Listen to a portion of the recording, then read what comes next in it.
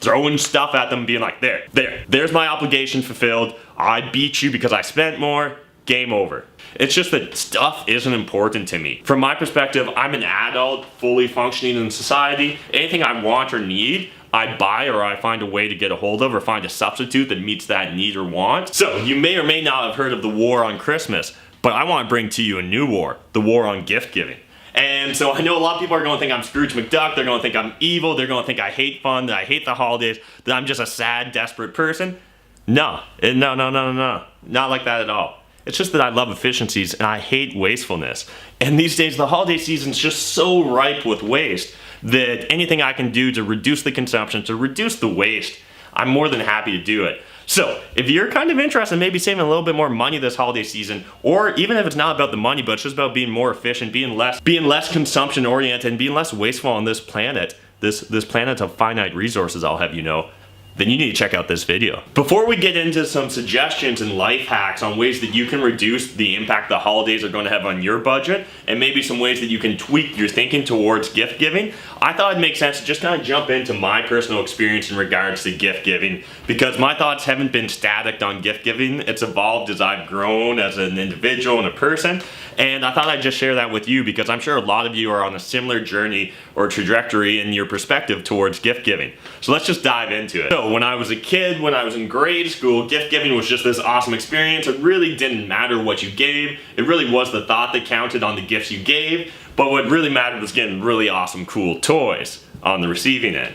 And so that was cool all throughout grade school. But somewhere in high school, things started changing a bit, at least in my personal experience. Again, this is just my personal experience. But what happened to me was in high school, all of a sudden I started noticing it became a little bit more of a competition, a little bit more of an arms race gift giving. And it was really about kind of proving that you cared the most, or that you cared a lot, or that you spent a lot, or you spent a lot of time finding the perfect gift. And so what ended up happening was you were always trying to make it look like you were spending more than you actually did because you were trying to show that you cared more. And I don't think that I'm the only one that fell into that trap, and I think there's still a lot of people stuck in that trap today. And so in my personal experience, what ended up happening with that kind of gift arms race or that gift war was that you were constantly trying to make it look like you were spending more than you actually were. You were constantly trying to find sales, coupons, buy bigger things that seemed more impressive, regardless of whether it was the right gift for the right person. You were just trying to show the person you cared so much because you were spending so much more than they were. And you were really just trying to do one up, right? So what would happen is,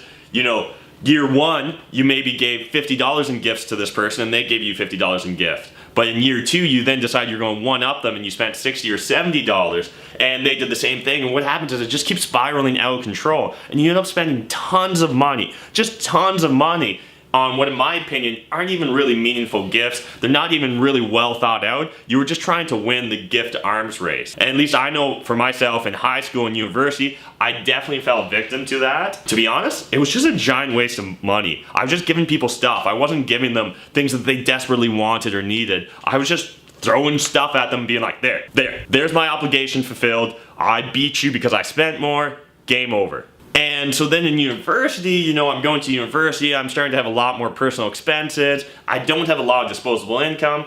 So then myself and a lot of the people I was giving or exchanging gifts with, we started setting limits. And so limits are a good starting point. Limits really do reduce the chance of overspend on a gift.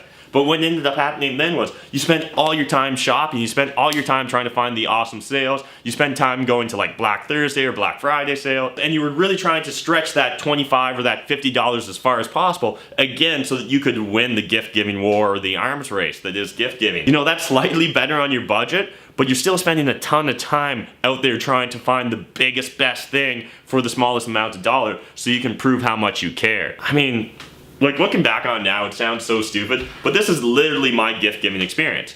And I think that it will resonate with a lot of people out there, and it's a shame that it's going to resonate with a lot of people, but I just want you to know that there are like-minded people out there like you. Then what happened was after university, I slowly started kind of stumbling upon or discovering minimalism, and stuff stopped being nearly as important to me. I didn't want stuff. I didn't want to collect things. I wanted less and less things in my life, and the few things that I had in my life, I was very particular about choosing, and they were very special to me. So again, in that case, receiving a gift started to actually become an obligation because it was stuff. And so both because that was my personal perspective, but also because I was starting to let people know that was my perspective, what ended up happening was gift cards became a really big thing. And so all of a sudden now during the holidays, I would just receive a ton of gift cards, and I would give a ton of gift cards. And this honestly really started highlighting the transactional nature of gift giving, because I'm literally giving you a 25 gift card to Chapters and you're giving me a 25 gift card to Walmart. I mean, like, what are we even doing, guys? Like, I may as well just give you cash and you may as well just give me cash. That's the ultimate in efficiency for gift giving, right? And I don't know if people are going to judge me or not, but that's eventually where gift giving came to me, because I was just focused on minimalism, I was focused on having less stuff. So I literally would just give people cash in an envelope, and the people that knew me really well literally started giving me an envelope of cash back, where we were literally just exchanging money over holidays with gift giving exchanges. And like, again, in hindsight, that seems so stupid, but it was the baby step along the way to reducing the cost that the holidays had on my budget. And it wasn't honestly that I was trying to be Scrooge, that I'm trying to pinch every penny. It's just that stuff isn't important to me. You know, from my perspective, I'm an adult, fully functioning in society. Anything I want or need, I buy, or I find a way to get a hold of, or find a substitute that meets that need or want. And I think that that's how most adults operate, to be honest. But the crazy thing is that because of advertisers and the holidays and a sense of obligation and just a lack of communication between people, we never actually share our opinions on gift giving.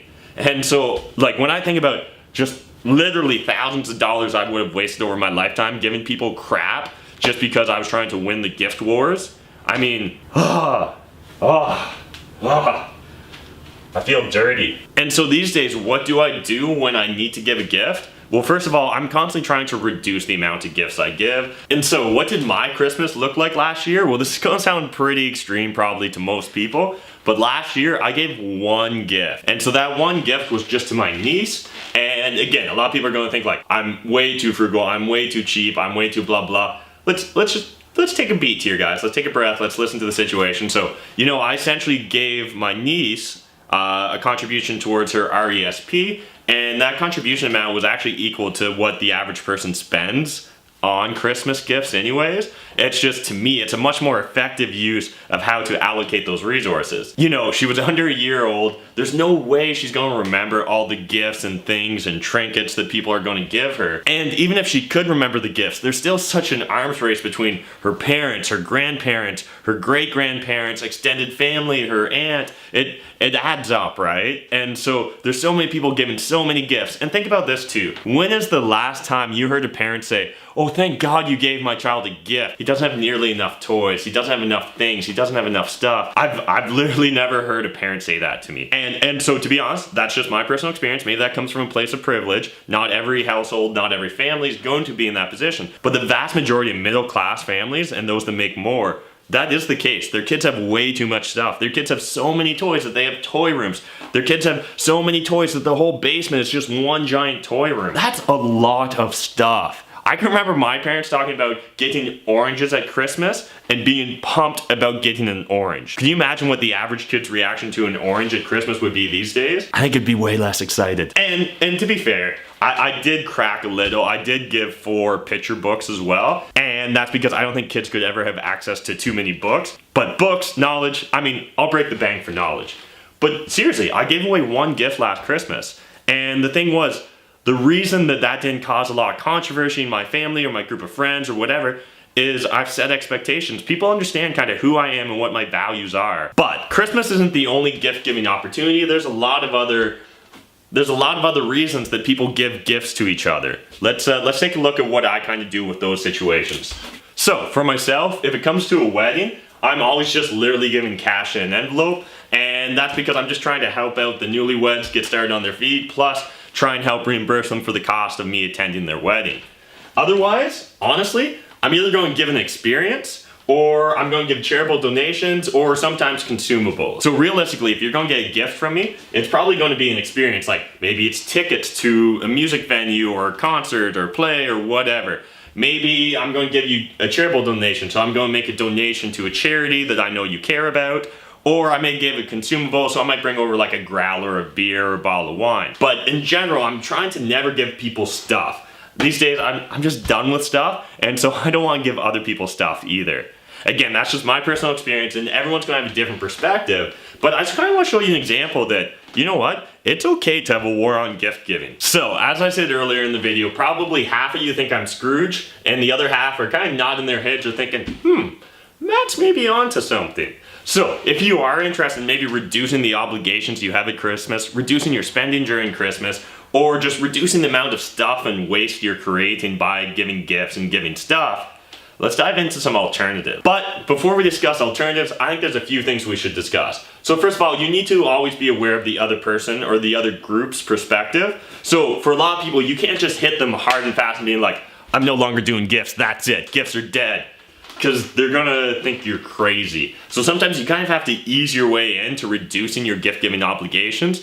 And honestly, I'm making this video at the start of November, so it may already be too late for you to change this Christmas, but maybe you can start talking about it this Christmas with your friends and family about how you guys can all reduce your obligations next Christmas. And again, the key is someone that's rational and logical, they're gonna understand your perspective and they're going to probably be accommodating to it. Someone that's more emotionally oriented, it's going to take them a while to warm up to this idea. So again, just start off small, and honestly, when you're first starting, I think it's okay to use the occasional cop-out. So a cop-out could be, you know, money's just a little tight this year, or we're trying to save up for a special event or a special occasion or a special trip or whatever, and so we're just trying to reduce our impact. You're trying to reduce the waste and the harm done to Mother Nature.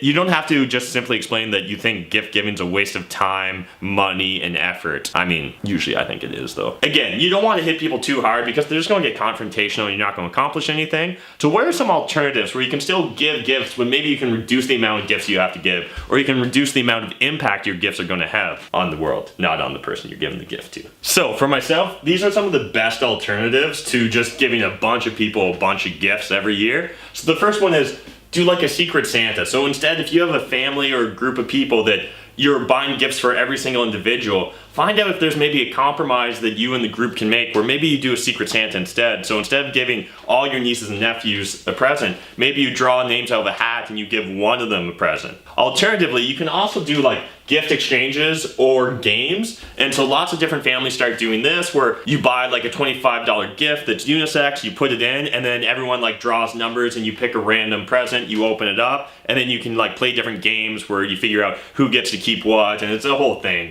which can be tons of fun. And the key is you went from maybe giving like 5 to 6 people each a $25 or $50 gift to giving one person that. So again, you're just reducing your obligation, but you're still getting the fun of giving a gift, getting a gift, and kind of the whole experience of everyone hanging around together and talking about the gifts and blah, blah, blah. Also, DIY gifts. Don't underestimate DIY gifts. We now have YouTube and Pinterest. There's no reason why you can't come up with something really clever, something really beautiful that's not going to break the bank, and that can even be very meaningful because it's something you actually crafted with your own hands and your own time. In addition, I love the idea of gifting time. So instead of maybe buying your parents a bunch of stuff they don't need because they're adults and they could buy anything they want or need, maybe instead you offer to give them some time. Maybe your mother or your father's been talking about repainting that shed or garage for the last couple of years, but they've just never found the time to do it.